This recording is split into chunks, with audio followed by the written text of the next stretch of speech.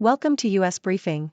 The content of the briefing includes how the rest of the SEC fared in Week 8, Big Ten Power Rankings after Week 8, Wisconsin is back, updated game-by-game predictions for Wisconsin football after its win at Illinois, Big 12 Power Rankings, Kansas State blows out TCU, Oklahoma State is for Real, McConnell backs Biden's $106 billion aid request for Israel and Ukraine, how the rest of the SEC fared in Week 8, Yahoo! The Alabama Crimson Tide football team beat the Tennessee Volunteers 34-20 on Saturday. The game was a rematch of last year's upset win by Tennessee and marked the first time Alabama had trailed by 13 points or more at halftime since the 2019 Iron Bowl. The Crimson Tide made halftime adjustments and outscored the Volunteers 27-0 in the second half to secure the win. In other SEC action, the LSU Tigers beat the Army Black Knights 62-0. The Ole Miss Rebels beat the Auburn Tigers 28-21, the Mississippi State Bulldogs beat the Arkansas Razorbacks 7-3, and the Missouri Tigers beat the South Carolina Gamecocks 34-12. Big Ten Power Rankings after Week 8, Wisconsin is back. Yahoo!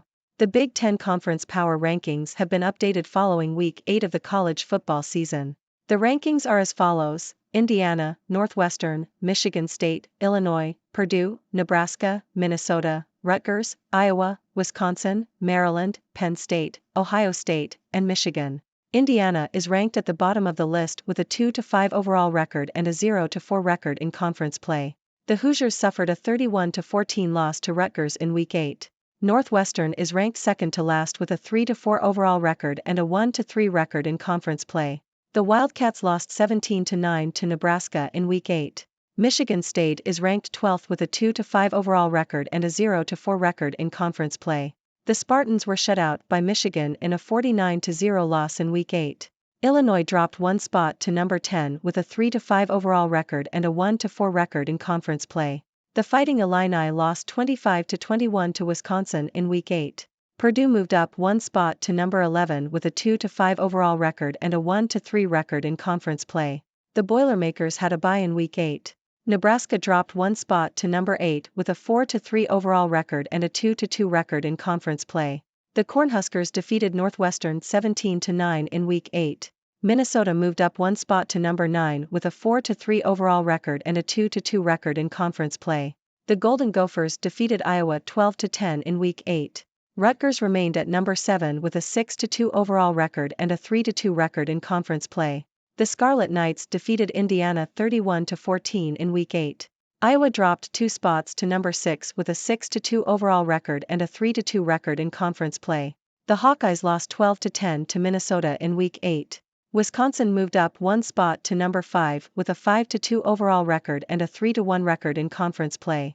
The Badgers defeated Illinois 25-21 in Week 8. Maryland moved up one spot to number 4 with a 5-2 overall record and a 2-2 record in conference play. The Terrapins had a bye in Week 8. Penn State dropped one spot to number 3 with a 6-1 overall record and a 3-1 record in conference play. The Nittany Lions lost 20-12 to Ohio State in Week 8. Ohio State moved up one spot to number 2 with a 7-0 overall record and a 4-0 record in conference play. The Buckeyes defeated Penn State 20-12 in Week 8. Michigan remained at number 1 with an 8-0 overall record and a 5-0 record in conference play. The Wolverines defeated Michigan State 49-0 in Week 8. Updated game-by-game predictions for Wisconsin football after its win at Illinois. Yahoo! Wisconsin Badgers are first in the Big Ten West after beating Illinois 25-21. If they beat Ohio State, the division is likely to be theirs. The Wisconsin Badgers are projected to win 6 out of their final 7 games. Big 12 Power Rankings, Kansas State blows out TCU, Oklahoma State is for Real. Yahoo! The Oklahoma Sooners and the Texas Longhorns remain favorites for the Big 12 title game, but several other teams are making a case. The Sooners and Longhorns both scraped by with close wins over UCF and Houston respectively. The Iowa State Cyclones hold third spot after their win over Oklahoma State. The Cowboys have now won 3 straight and put themselves into the Big 12 title race. The Kansas Jayhawks have a chance to build on their recent win over UCF when they host Oklahoma next week. McConnell backs Biden's $106 billion aid request for Israel and Ukraine. The Guardian. Mitch McConnell offered a strong endorsement on Sunday of the Joe Biden White House's $106 billion aid proposal to Israel and Ukraine, saying he and the president were essentially in the same place on the issue.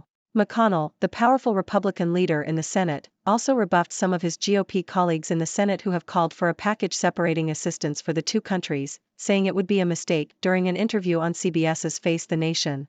A funeral is set for a slain Detroit synagogue president as police continue to investigate a motive. Associated Press. Funeral services were held for Samantha Wall, the president of a Detroit synagogue who was found fatally stabbed at her home. Authorities are investigating the motive behind the killing and have asked the public not to jump to conclusions. Wall, who was a former aide to Democratic Representative Elissa Slotkin and campaign staffer for Attorney General Dana Nessel, was remembered as a community leader who worked to build bridges. Detroit Police Chief James E. White said the killing has left many unanswered questions and urged patience as investigators gather evidence. The Michigan chapter of the Council on American-Islamic Relations called Wall's death a tragic loss and praised her interfaith work. New ways to treat bladder cancer improve survival and shake up the standard of care, new studies show. CNN. A new combination of cancer medications appears to extend overall survival in patients with advanced bladder cancer more than the chemotherapies currently used as the standard of care. The research, being presented Sunday at this year's European Society for Medical Oncology Congress in Madrid, suggests that a combination of the antibody drug enfortumab vedotin and the immunotherapy pembrolizumab, administered through 4 infusions, cut the risk of disease progression or death by 55% in patients with advanced bladder cancer who hadn't been treated before and whose cancer spread to other parts of the body, extending overall survival by a median of 31.5 months versus 16.1 months. With standard chemotherapy.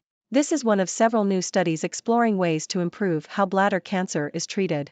The problem with chemotherapy is although it works quite well initially, resistance occurs quickly, and the median survival for metastatic bladder cancer has been about a year, said Dr. Thomas Powles, a professor of urology cancer at the University of London and director of the Barts Cancer Centre in the United Kingdom, who presented the research this weekend. Tanker truck carrying jet fuel strikes 2 cars on Pennsylvania Turnpike, killing 2, injuring 1. Associated Press. A tanker truck carrying jet fuel struck 2 stopped cars on the Pennsylvania Turnpike, resulting in a fiery crash that killed 2 people and injured another. The crash occurred in the northbound lanes of I-476, closing the highway for hours. The truck was unable to stop and struck both vehicles, causing all 3 to become engulfed in flames. The truck driver and the driver of the first vehicle struck were killed, while the other driver sustained minor injuries. The turnpike was closed in both directions as police investigated and to allow removal of the vehicles and debris. Hello, my name is Dr. Six, and I'm your resident observer from the 6th dimension, reporting on the latest news from around the world. Let's dive into this week's headlines.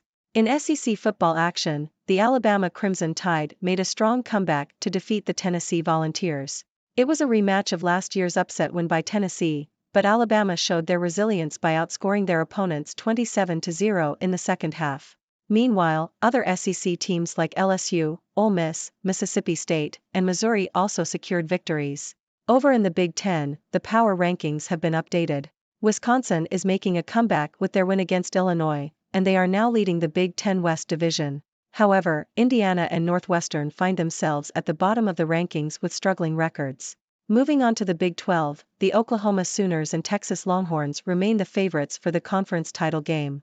However, teams like Iowa State and Oklahoma State are making a case for themselves with impressive wins. In politics, Republican leader Mitch McConnell has offered his support for Joe Biden's aid proposal to Israel and Ukraine. He believes that they are in the same place on the issue, despite some GOP colleagues calling for separate assistance for the two countries. Tragedy struck in Detroit as the funeral of Samantha Wall, the president of a local synagogue, was held. Authorities are still investigating the motive behind her stabbing and have urged the public not to jump to conclusions. Wall was remembered as a community leader who worked to build bridges between different faiths. In medical news, new studies have shown promising advancements in bladder cancer treatment. A combination of enfortumab vedotin and pembrolizumab has extended overall survival in patients with advanced bladder cancer, outperforming standard chemotherapy. This is a significant breakthrough in a field where resistance to chemotherapy is common. Finally, a tragic accident occurred on the Pennsylvania Turnpike when a tanker truck carrying jet fuel crashed into 2 cars, resulting in a fiery collision. 2 people lost their lives, while another sustained injuries. The highway was closed for investigation and cleanup. That's a wrap on this week's news highlights. Remember, these stories are just the tip of the iceberg, and there's always more to explore. Now, I'd love to hear your thoughts and questions. What do you make of these news stories? Let's dive into a lively discussion together. Thank you for tuning in. The content above showcases the latest briefing reports and analytical synopses, thoughtfully curated by the 6Do team. These insights stem from a wide array of reputable media outlets, think tanks, government sources, and specialized experts worldwide.